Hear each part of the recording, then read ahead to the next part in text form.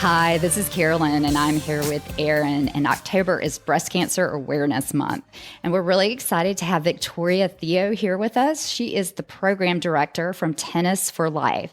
So, Victoria, can you tell us your tennis background and about Tennis for Life? So I started tennis. This is actually, I was watching Wimbledon and I saw Chris Evert playing on TV. And it was so amazing to me that I actually had a tennis racket. I went up and went to the high school tennis court and just started hitting tennis balls. And I played just casually, and then I started playing a little bit in high school. It was really more learning how to play tennis in high school. And then after college, when I started working, my company had tennis ladders. So my boyfriend and then who became a husband, we would play in the tennis ladders. But then when children came along, things started getting too busy that I stopped playing tennis. And that was a good 20 years where the only time I played tennis was on family vacations. Then in the end of 2016, I got diagnosed with breast cancer. And when I was in my radiation oncology office in 2017, I saw a brochure that caught my eye because it had a tennis ball on it. And this brochure was about Tennis for Life. And they were starting up a program, and this was in the winter time. So they were having indoor tennis at Wake Med Hospital. So I called the lead for that, Alexis Johnson, and everything sounded so wonderful about the program that I went and joined. And it was a blast. We were playing short tennis indoors on carpet with music blaring, and it was just a lot of fun. Nice. And through that, I found out that Tennis for Life, they started offering weekly tennis clinics. And it was because of that I got back into regularly playing tennis. That has just been a wonderful experience and helped me out tremendously. So tennis, we all know that tennis brings really good friends into our lives. You must have made even better friends, going through that experience with people and starting off, with that, probably like a short court, like you said, inside. And then do you now play leagues? And obviously you're still involved with Tennis for Life, but are you playing tennis leagues with some of those friends as well? Yes. So actually in Tennis for Life, one of the instructors was Kirsty Marks at Kildare Farms Racquet Club, and she had tennis ladders. And so I participated in that ladder. And through that, I met so many other women. So I started playing USTA for the first time in 2020. Wow. And that's where some of the people I've met from the tennis ladders are on my team, as well as some of the people that I've met at Tennis for Life. We are now playing together on teams. That's so cool. And so with Tennis for Life, you get free tennis lessons. Is that correct, Victoria? And then you also have meetings and discuss different things about breast cancer? Yes. So we have weekly tennis clinics, and these are all free. Everything actually for Tennis for Life members is free. We don't charge anything. To be in the Tennis for Life program, there are two unbreakable rules. One is that it's for breast cancer survivors only, and the others is that it's free for all the breast cancer members. So what are the types of activities that you do in addition to tennis? You have meetings, I'm assuming this is like a support group Yes. And I'm sure that a lot of women come with questions for each other, and you guys all can talk about your experiences. So what is it in addition to the clinics that you guys do? So Tennis for Life is an active breast cancer support group. So in addition to the tennis clinics, we also try to do monthly activities. Those activities could be a support group meeting, or it could be a presentation that we get on a health or well-being topic. Actually, this past Saturday, we had a cooking demonstration. And we do other activities like having tours of the governor's mansion, gone to concerts, things that will help us to just be active, interact with one another. We've established a camaraderie that has extended beyond just our Tennis for Life activities. People get together and do other things. So it's just been a great program for physical, emotional, social well-being. That's great. And do you feel like it helped you mentally after having to go through everything you went through with your treatments? Yes, it helped with having the group together. because you're talking to people who's been where you have been. They know what your story is. They've shared it. I have also learned a lot from the Tennis for Life members. And it's just open and free conversation. So you can ask about anything and they'll tell you. I mean, somebody has experienced it or encountered it and they've got such great advice. So it's a great program to be in because you're able to talk to others who have been there and they can relate to what you're going through. And so it's just a good feeling to know that someone is there beside you and who understands. That's really great. And Victoria, when we were emailing prior to the interview, you mentioned that you were heading to the state championship. How was that? How'd your team do? Oh, we didn't do too good. We had a lot of fun. That's important. There were a lot of rain delays, so we ended up playing one match on Friday and then 3 more on Sunday, and they were short sets. Mm-hmm. And yes. Friday was with ad, Sunday was with no ad. It goes fast, doesn't it? Win or lose, it goes really fast. We've actually done episodes on short sets, and I don't think anybody would choose to play a short set after doing that episode. Nobody actually wants to play that way, but yeah, it's a little hard. It takes me. It's usually short sets are usually 4 games, right? No ad, 2 sets, 4 games. It usually takes me at least 4 games with multiple ads, multiple deuces to just get warmed up. So it same with away. Me. Yeah, it can slip away quickly. And then at States, you only had the 5-minute warm up. Right. And so that made it even harder. But it was all fun. Too bad that the rain was there, so it was harder for us to stay together. Right. Because that's part of States too, is not just the tennis, but being with your teammates. And were some of your teammates people that you met through Tennis for Life that went to the state championship? So actually several of us are Tennis for Life members on the team who went to States. Wow.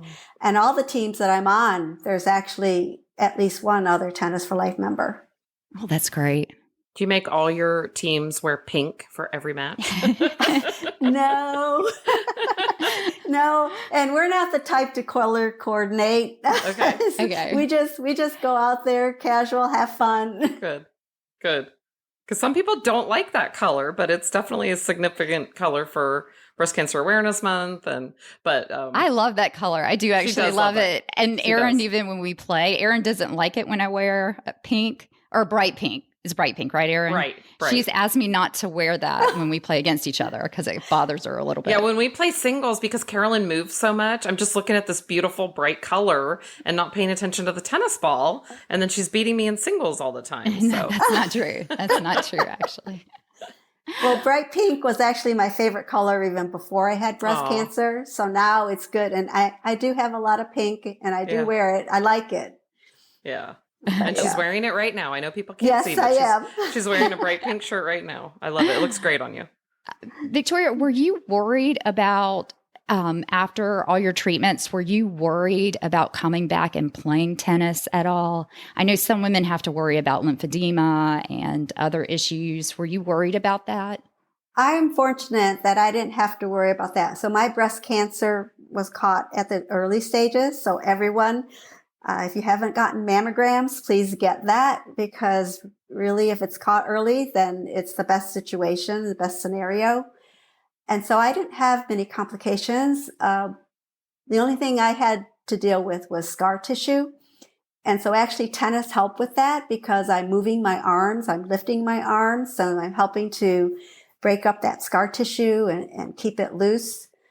But I do have other friends who have had challenges and concerns with lymphedema. But really, especially with the Tennis for Life, you do what you can. You move when you can. If you have to take a break, you take a break.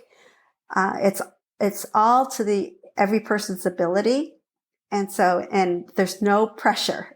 So we're just out there to have fun and to keep moving. And one of the better things about Tennis for Life also is that I'm really glad when somebody who has never picked up a racket before comes and joins our tennis clinics. So we have pros who teach our clinics, and it is hard for them because they could have somebody who has never played before to a 4.0 player or somebody. so they do have to adjust to having different skill levels.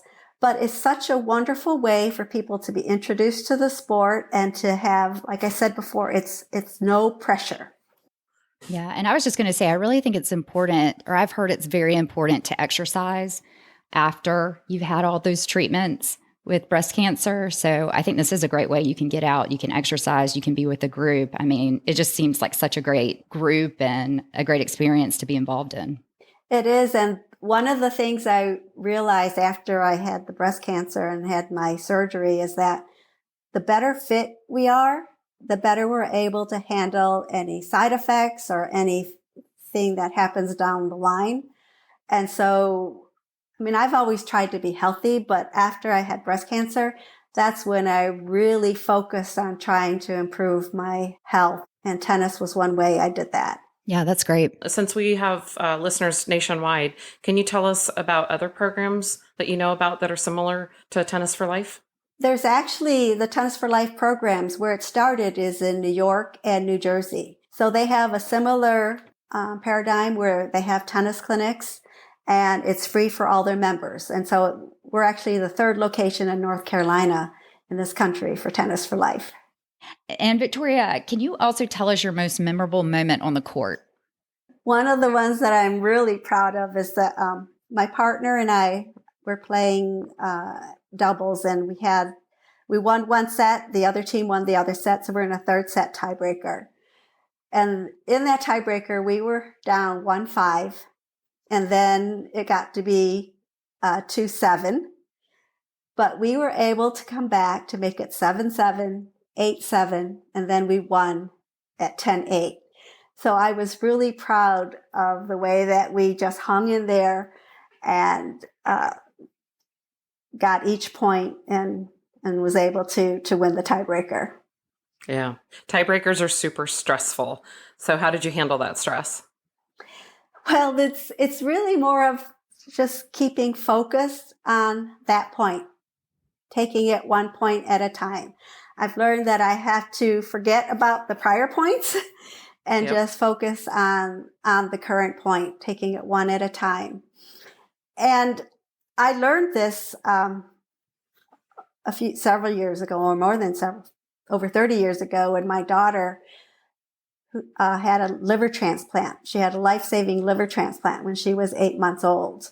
Wow. And we learned at that time that you had to take things one day at a time.